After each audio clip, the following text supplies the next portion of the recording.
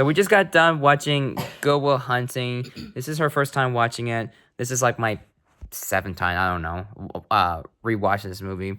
It is like considered to be like one of my favorite movies that I love to revisit like every, I don't know, year or two or something like that. I have no idea. And there's a reason why I love this movie, which I'll get into later with my personal story and shit. And I figured that like my girlfriend would be, I mean, I always I'm curious to like hear her thoughts because like there's the Sean McGuire's character played by Robin Williams that he plays like a counselor. So I'm kind of curious to hear her thoughts on that, especially since, well, we'll get to that later. I'll get to my thoughts later. But yeah, no, because this has just been something that she's been holding off on because of two reasons. One, Matt Damon. Second reason, Ben Affleck. She don't like those two guys. She's not a fan of them. And the fact that they wrote the movie, I wasn't sure how she's gonna feel just because, like, I don't know, like if she's even like them as actors, I don't know how she's gonna feel with them writing. Even though I have my appraisals with the script, but that's just me personally. But regardless, and how I feel about one of my favorite movies. What did you think? I thought it was good. Yeah. It was interesting throughout the whole thing. I like the serious aspect of it. Me too. Robin Williams was amazing in it, of course. He's my favorite part of the movie. Yeah. I really don't like Matt Damon or Ben Affleck. But are they at least fine? They were good in this one. Okay. They were. Probably like one of the better performances from them. Yeah. Matt Damon, he did good on it for the type of role. Yeah, the level of the character. Mm-hmm. The seriousness of it. And the fact that he wrote it with Ben Affleck is also like understands their role perfectly. You gotta admit, they are good writers. Yes. They are good writers. They know how to create such great conversation together and great arguments too. Yeah. Really keeps you invested in the drama elements of it. Yeah, they did good. I was impressed with the counseling aspect of it. I was gonna ask about that because I know that that was the one thing for me personally, it is probably like the best counseling portrayal I've seen in me. But then again, I am not expertise in psychology, and I'll get into like why I love this. So it was definitely completely unethical and something that is typically not allowed. Mm-hmm. We are not allowed to yell at our clients. We are not allowed to call them names. We are not allowed to tell them to leave unless it's a safety concern. So Robin Williams' character, like, totally out of practice. Like, was not a legit counseling session. But which makes sense because he said he hasn't done counseling like in years. Yeah, because he would have lost his license very fast. Very rusty on his part. But his empathy for Matt Damon's character was through and through, and him challenging and making him outside of his comfort zone, but not giving up is a huge aspect, because as a counselor, you're going to run into clients that just aren't going to give you anything. But if you're willing to keep trying, sooner or later, you're going to break down those walls, which I think Matt Damon's character realized, oh crap, I can't just sit here for the whole hour and not say anything, because sooner or later he's gonna end up saying something. Yeah, he's gonna get bored. Yeah, it's like, why am I wasting my time? Yeah, absolutely. Especially with somebody of such a high IQ level, they constantly need the stimulation of their brain, and then they think it's a game. But as a counselor, if you're willing to match them that game, like the checkers, like I brought up, checkpoint for him. Even he says your move, chief. Absolutely, somebody the high Q level, which was Matt Damon's character, is going to realize I have met somebody that I can't just play my games with. Mm-hmm.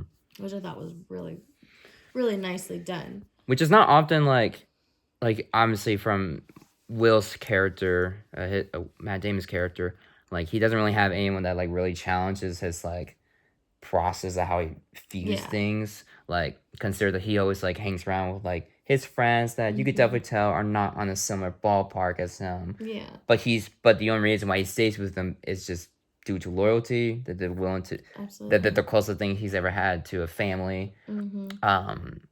And they're just super supportive.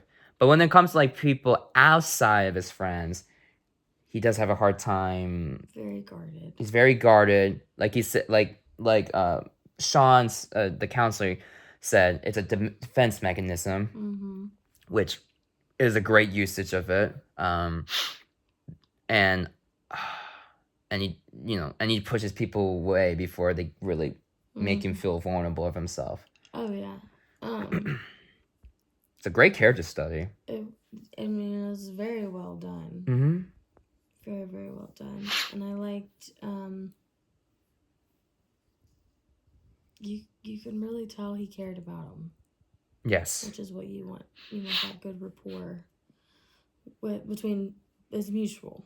Yes, which Stellan Skarsgård's character wasn't really quite giving him that. No, his character pissed me off because you have somebody that is such a genius. It's kind of like a good example is you have two parents that have a kid and they notice that their kid is pretty smart, but constantly pushing them to meet their dreams, not their child, letting their child have their own dreams.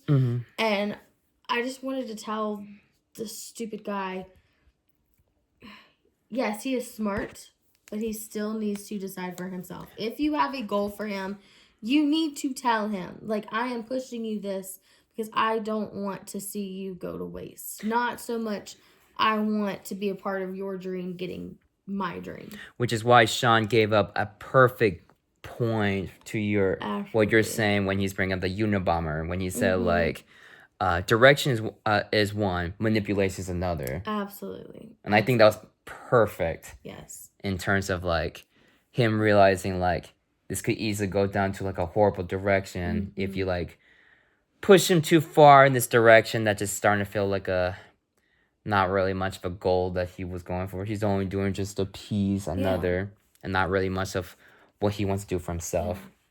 And let's be real, somebody with Matt Damon's, the character Will's background, he doesn't want to focus on making history or becoming an award winner or anything like that. He just wants security, love, connections, the Maslow's hierarchy. He wants those to be filled, not just boom, let's go straight into the, like, I won an award because I was able to solve a math problem. Yeah. That's not what he wanted. And that's when, like, Minnie Driver's character Skylar comes to the picture that like sees him for what he wants to be seen. Yeah. But it just, like, threw him off because it's like, oh my goodness, like, someone just sees me, like, in my true stuff, and I don't know how to feel about that. Yeah, he didn't want to be vulnerable. He wanted to put up that front, and when she was all like, I want to know who you are deeper, he went, no. No. I'm not ready to open that treasure chest. Nope. I'm going to keep that to myself, and believe it or not, he opened up to Robin Williams' character first. And I do think her inclusion to the story is also, like, pretty engaging and pretty well thought out, while also giving her a character that's just not just a love interest.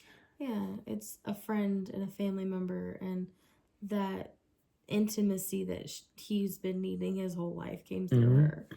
You know, she wanted to meet his friend. She wanted to see the side of him that he was afraid to show people because she knew she loved him, but she also did know that he was scared. But everybody has their breaking point. I think when they got that argument in the dorm room, she was at her breaking point, but that next phone call, it's hard to cut off love.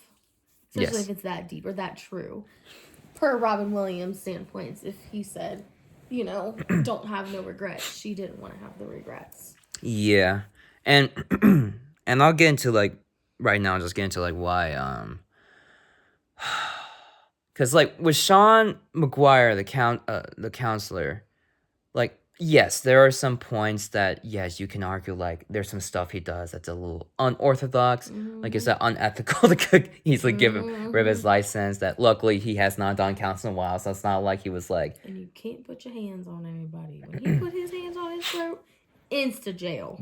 That's the one thing I was like, okay, there's this one part I'm like, but, like, I get where it's coming from. Yeah, they don't. That's not CPI. But the reason why Yeah, I just think like here's the thing. This is where it gets really personal. So when I first watched this movie, I was in the middle of child visitation, where my family got divorced, and it was just like a very like rough patch for not only just my sister but also for me as well. And I didn't want to go visit my dad because I was just still angry at what I've seen and what I experienced, and when I had to stay with mom essentially. And I guess in the early years of the child visitation before it just gets kind of like worse and all that stuff. Yeah, I was trying to like do what I can to like I don't know like just waste time essentially, just like make sure to get through this and all that stuff, and just spend my life in my room, just I don't know, just getting through the child visitation. And then that's when I come across this on Netflix, and I feel like this was like in a way like a perfect movie to watch in perfect timing, that even though it wasn't this bad, but I could definitely like what I was going through when it comes to child visitation and stuff I have to like just deal with essentially. It's almost like kind of like validate feels extremely validating for me because of what Will's going through Mm-hmm. on a worse standpoint than I was. And that when that I could really understand where he's coming from in terms of like the situation he's going through, and how he just feels like alone and just have this defense mechanism, pushes people away, and don't know Mm-hmm. what they want in their life. I mean, hell, we still don't. I'm Yeah. 28 and I still don't know, and it drives me nuts. I hate it. But when Robin Williams' character Sean comes into the picture, it gives me like a portrayal of like this counseling that I've just like never seen before in a movie, that doesn't feel very stereotypical. It felt very human. It felt like a real person that has such a like a humanistic approach to his counseling methods essentially, that again, while unorthodox and unethical, it felt like it was done in such a heartfelt and empathetic way that I was honestly here for what he had to do and say, that while shocking, but it definitely feels like Mm-hmm. okay, it makes sense why Sean's doing the things he's doing. Makes sense of the why Will is like being more open about it towards him of all people. And there's just something about it, and of course when him saying it's not your fault. It's just something that I felt was like Mm-hmm. not only just super satisfying in terms of his character arc, but just feels like it's being seen essentially. Yeah. Like how I'm just going through all this stuff. I mean, I didn't really think too much of it like being my fault essentially, but there's some points I have like some like at least thought like has some form of regret or some fault at play. But then so watch this movie, it just like kind of felt very personal to me in some regard, that it's kind of one of the reason why I give like Matt Damon and Ben Affleck like a kind of a big pass on things, that even if they're not like the best actors I've seen, they have wrote a movie like this that felt so personal to me of what I was going through, that while it didn't like I didn't really think of like the whole like they saved me, essentially saved my life, because that was a little bit unrealistic stamp of my life of how Yeah. I see things. The movie helped me get through what I was going through. That even though I saw it once or something like that, Mm-hmm. in my child in going through child visitation, it felt super impactful enough for me to like know that like I'm not alone. I feel seen, and it just feels nice to like relate with something um that is later in my high school life, but like, but I'm sure like with people who go through silent vegetation, it's like way earlier, and so with something like this, is that how it's written so beautifully well, that that I'm just like kind of get a little bit of defense, or just they get past for me just because they wrote something so amazing and so relatable that helped me get through the child visitations, the the divorce, all that stuff, while also giving me my favorite Robin Williams performance. I feel like they understood what makes Robin Williams not only really funny, that gives him such leeway to do some improv, but also make him such a fantastic actor in terms of his comedic level, a balance of his comedic level with his dramatic level. Yeah. And yes, it may not be the perfect embodiment of like Robin Williams as a comedian, because that's for some like Mrs. Doubtfire and all that stuff, and Aladdin. But watching Go Will Hunting, it gives like not only a different side of Robin Williams that we don't really often see in his filmography, but it just shows him as just not just a comedian, but just as like a human character that I can easily connect with and feel the three-dimensional complexity coming from him, that even though he is a counselor, he has his own issues with his like his wife's mourning his wife, and his personal situation problems going on with the teacher, with the professor, and how he like sometimes does not have his emotional levels under control, that he still has some things to deal with. But I feel like by the end of it, feels like everybody's like healed in some fashion in their own way. I mean, the only person that probably didn't heal like as much is probably the teacher. Yeah, that needs a lot of work done. A lot of work. So it's just like, I don't know. It's just like watching this movie is just, it's always nice watching this movie, especially as I keep getting older, and how like this movie still feels like so timeless for what it was trying to do, especially during that time. That it's kind of crazy of like, I don't know, like again, like this was like made in like the 1990s, I think, like maybe the same year as me. I'm not 100% sure.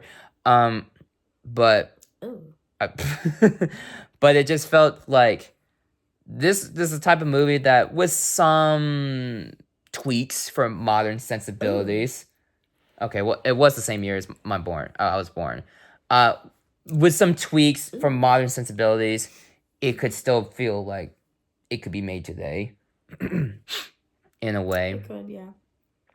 And the therapist wouldn't get away with as much stuff. No.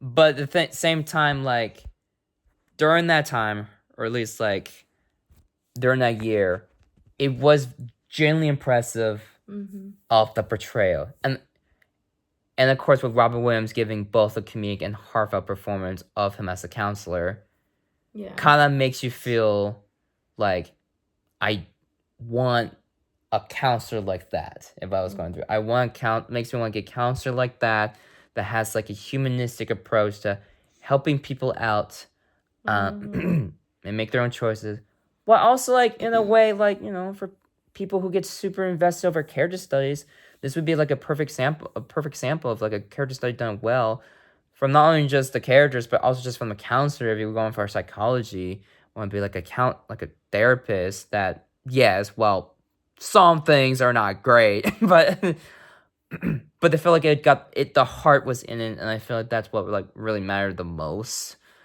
that he really did care, and he wasn't those past therapists or counselors or psychologists that just be like, this is a waste of my time, I'm not doing this.